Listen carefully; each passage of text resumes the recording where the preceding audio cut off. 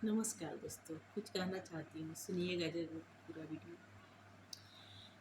कहते हैं कि कृष्ण की कितनी हजार पत्नियाँ थीं। हाँ, थीं, पर क्यों थीं? आप आप लोगों को पता ही होगा। अगर नहीं पता होगा तो आप सुन सकते हैं। जब राम त्रेता युग में आए थे, तो जो जब वो बचपन से ही वीर थे, महाराज के दशरथ के बेटे थे। रूप क्या था ये सब कोई जानते हैं कि राम का रूप क्या था। तब से लेकर वो सैकड़ों साल तक राज किए। हजारों स्त्रियां उनके सामने आई और अपने प्रेम का उनके सामने बताया कि हम आपको प्रेम करते हैं और आप हमें स्वीकार कीजिए।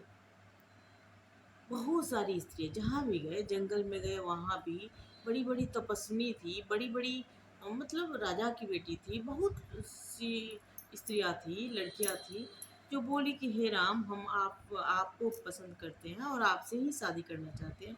आप हमें स्वीकार कीजिए, हम आपके हर शर्त पे भी आपके साथ शादी करना चाहते हैं, स्वीकार कीजिए मुझे, हम आपसे ही विवाह करना चाहते हैं।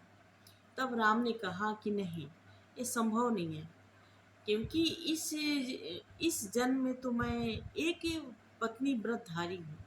सीता के अलावा किसी और के स्त्री के बारे में मैं सोच भी नहीं सकता।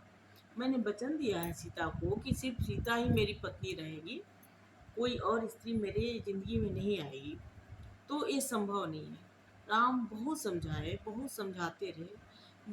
राम का कहना था कि प्रेम का जब प्रेम होता है तो उस समय उसका रूप नहीं होता, सिर्फ प्रेम होता है।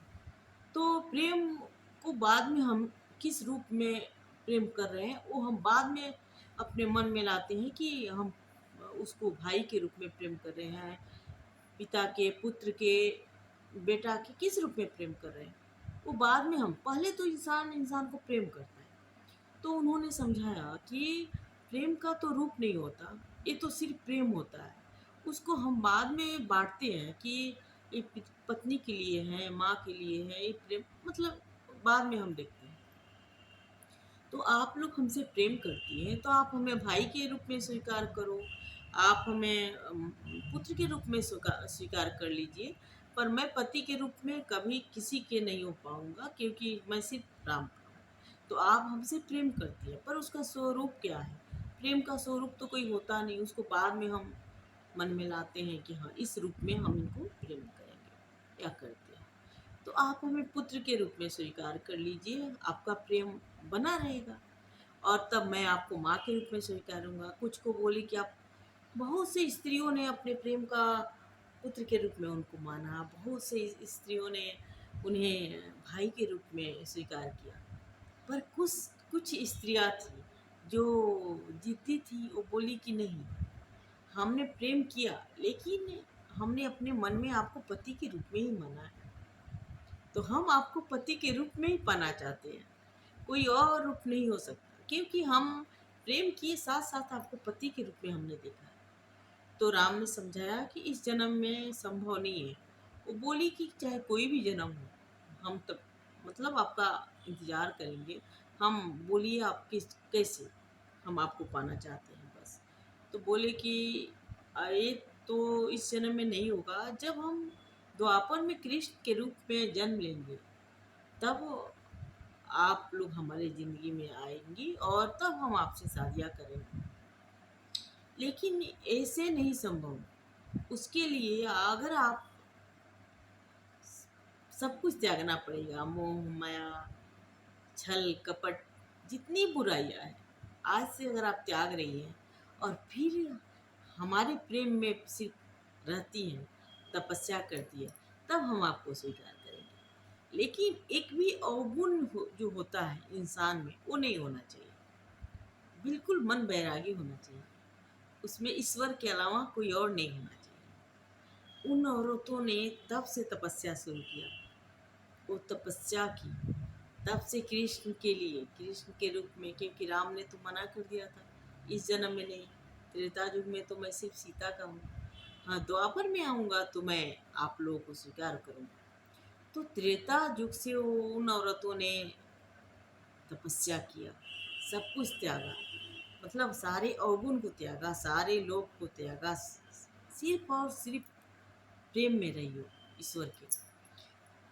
फिर द्वापर आने के पहले उन्होंने अपने प्राण त्यागे, और फिर प्राण त्यागने कृष्ण के जन्म के पहले कुछ एक साल पहले उन्होंने अपने अपने प्राण त्यागे। और फिर कुछ जो सबसे ज़्यादा तपस्विनी थी, सबसे ज़्यादा जिन्होंने तपस्या किया, वो गोपियों के रूप में आई। राधा तो माता सीता ही, लक्ष्मी ही थी, पर गोपी जो लोग थी वो लोग भी उस जन्म की तपस्विनी थी, जो तपस्या की थी राम कृष्ण के लिए वो थी। तो इतनी तपस्या के बाद तो उनको कृष्ण का बहुत ज़्यादा समय मिला। वो जो रासलीला करते हैं वो सारे बहुत तपस्या, सैकड़ों साल तपस्या के बाद उनको मिला था। वो ऐसे वैसे आजकल के छुछरापन वो नहीं था रासलीला, वो तो ईश्वर का प्रेम का मिलन था। तो उन्होंने जो उनके साथ समय बिताया उसके लिए उन्होंने सैकड़ों हजारों साल तपस्या किया था।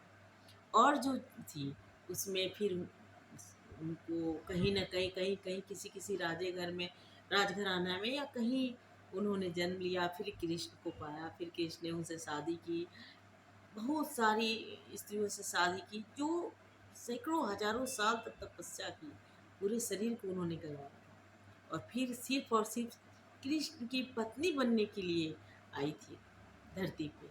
तो इस तरह इतने हजार स्त्रियों से उन्होंने शादी की थी, और शादी की थी, विवाह किया था, माफ़ कीजिएगा, शादी नहीं, उन्होंने उनसे विवाह किया था।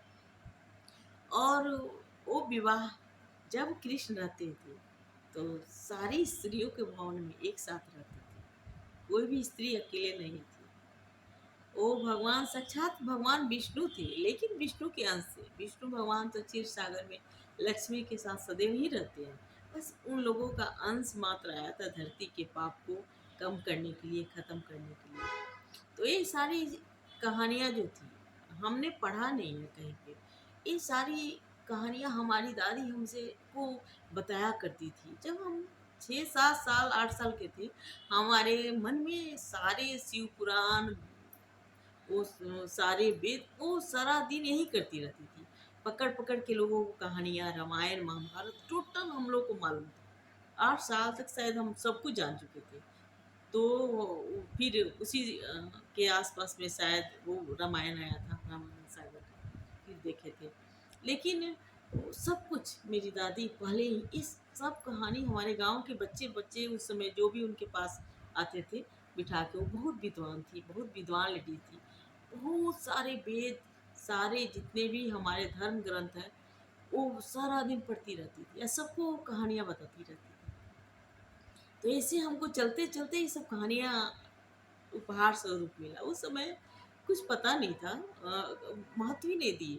उसी का प्रायश्चित है कि काश हम दादी, अपनी दादी को, जिनको हम ईया जी बोलते थे, उनको उस समय सुने होते, समझे होते। उनके गाने जो सिर्फ भक्ति में थे, 4 बजे सुबह से वो हमको कानों में जाते थे। हम गुस्सा करते थे कि नींद नहीं आती है, आप 4 बजे भोर से भगवान के गाने भजन गाने लगते हो।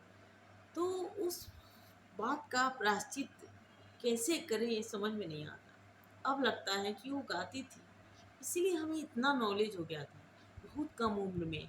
या आज भी जो कुछ भी है हमारे पास वही है, मतलब उनका बताया हुआ विष्णु पुराण, शिव पुराण का एक एक कहानियाँ, वो सारा दिन ऐसे ही बहुत बातें करती थी। सारा दिन मेरी दादी ऐसे सबको बताती रहती थी। हम लोग इधर उधर भी बैठते थे, वहाँ एक कहानी आगे सुनाती थी। उस समय हम चिढ़ते थे, पता नहीं था कि ये कितना महत्वपूर्ण होता है ये सब बातें, और उसका प्रायश्चित कैसे करें। अपनी दादी के साथ मतलब चिढ़ जाते थे, गुस्सा के बोलते थे, सारा दिन यही करती हो, उसका अफसोस है। ऐसे लोग आजकल कहाँ मिलते हैं, नहीं मिलते। सब लोग लगभग उनके कारण रामायण महाभारत उस समय जानते थे, सबको सुनाती थी। तो ये थी कृष्ण की, ऐसे ही हजारों पत्नियां नहीं थी आजकल की तरह रोमांस किए छोड़ दी। उनके लिए हजारों लाखों साल उन सारी स्त्रियों ने तपस्या किया था, तब जाके कृष्ण ने उन्हें स्वीकारा था। उन्होंने वचन दिया था राम के रूप में कि हम आपको स्वीकारेंगे, और लेकिन एक भी अवगुण नहीं होना चाहिए। इसीलिए गोपियाँ बिल्कुल निश्चल, मधुर, मीठी स्वभाव की दिखाई गई है हर जगह। किसी गोपी में कोई छल कपट नहीं। यहाँ तक पूरा वृंदावन गोकुल में ही बिल्कुल मतलब बहुत पवित्र माहौल था, क्योंकि सारे लोग तपस्या करके आए थे, कृष्ण के लिए आए थे। जितने भी लोग, यहाँ तक वहाँ के जीव जंतु जो थे, गाय भैंसे, वो सब भी तपस्या करके ही आई थी, जन्म ली थी उनके सानिध्य के लिए, कृष्ण को देखने के लिए, उनकी लीला देखने के लिए। हमें क्या लगता है वो ऐसे ही थे? नहीं, उनके लिए बहुत गहन अध्ययन करना पड़ेगा, तब हम उनको समझेंगे। मानव का एकदम तुच्छ शरीर, तुच्छ मन, इतने छोटे से मन है, हम खुद को विद्वान बहुत बड़ा समझते हैं, हमें बहुत मालूम है, बहुत नॉलेज है, जबकि हमारे पास जीरो नॉलेज भी नहीं है। वो क्या है, कब किसको किस रूप में नचाएंगे, सब उनके हाथ में है। हाँ, मस्तिष्क उन्होंने, मैंने कहा था एक वीडियो में, स्वतंत्र दिया है कि आपको इससे पाप और पुण्य करना है, और फिर वो उसके अनुसार आपको फल देंगे। तो मस्तिष्क आपका स्वतंत्र है, इसका गलत फायदा नहीं उठाना है, इससे अच्छे कर्म ही करना है। अच्छे से सब खुश होते हैं, हम भी खुश, हमारा अपना लोग भी खुश, सब लोग खुश, बुरे से कोई खुश कभी रहा ही नहीं। तो मैं भी बहुत अच्छी नहीं हूँ, इंसान हूँ, गुस्सैल हूँ, गुस्सा आता है मुझे बहुत ज़्यादा। ये पाप मेरे अंदर भरा है कि मैं गुस्सा करती हूँ, कि सच्चाई को बार बार रिपीट करती हूँ, झूठ नहीं बोलती, पर सच मुझे बहुत, मतलब सच जिसका होता है उसको मैं बार बार दोहराती हूँ, झूठ नहीं बोलती, और झूठ वाले से सख्त नफरत। तो इंसानी रूप में ये सब ठीक नहीं है। थोड़ा सा इंसान को ऐसे सॉफ्ट होना चाहिए कि बुरे को भी साथ लेके चले, और मेरा मन बुरे को बिल्कुल अलग कर देता है, रिजेक्ट कर देता है, जिसके कारण मैं ज़्यादातर अकेली पड़ जाती हूँ, हमारे साथ लोग नहीं हो पाते, क्योंकि मैं कभी भी सबसे कमज़ोर कड़ी पकड़ती हूँ, जो परिवार का सबसे कमज़ोर व्यक्ति होता है, या दोस्तों में भी जो सबसे कमज़ोर होंगे, हम उनका ही हाथ पकड़ते हैं, हम उनको लेके चलते हैं, पर अक्सर हमें धोखा मिल जाता है, क्योंकि कमज़ोर लोग फिर स्वार्थ के अनुसार ताकतवर लोग और पैसे वाले लोग का हाथ पकड़ लेते हैं, और इधर उधर में उनको अच्छा लगता है, और हम वो नहीं करते, तो हम अकेले पड़ जाते हैं, पर फिर भी हम खुश हैं, क्योंकि कृष्ण हमारे साथ हैं, हम कृष्ण को पुत्र के रूप में मानते हैं, तो हम अकेले कहाँ हैं, वो तो हमेशा मेरे साथ हैं। जब मन नहीं लगता है तो महसूस करते हैं कि वो घर में खेल रहे हैं, उनकी घुंघरू बज रही है। अब ज़्यादा मत सोचिएगा, कोई तो तपस्विनी नहीं हूँ, आप सब जैसे ही एक साधारण स्त्री हूँ, पर मुझे कृष्ण को ज़्यादा थोड़ा उनसे लगाव है, तो ये सब मुझे लगता है। तो धन्यवाद, अगर आप सुने हो तो उसके लिए बहुत बहुत धन्यवाद, और जय श्री कृष्ण। कोई गलती हुई हो तो माफ़ी चाहती हूँ, क्षमा चाहती हूँ। ये मेरी दादी की सुनाई हुई सब कहानियाँ हैं, बहुत सारी है, अगर आप सुनना चाहेंगे तो मैं सुनाऊँगी, लेकिन कमेंट करना पड़ेगा। Thank you. सब्सक्राइब कर सकते हैं तो ज़रूर करिएगा, प्लीज़। Thank you. जय श्री कृष्ण।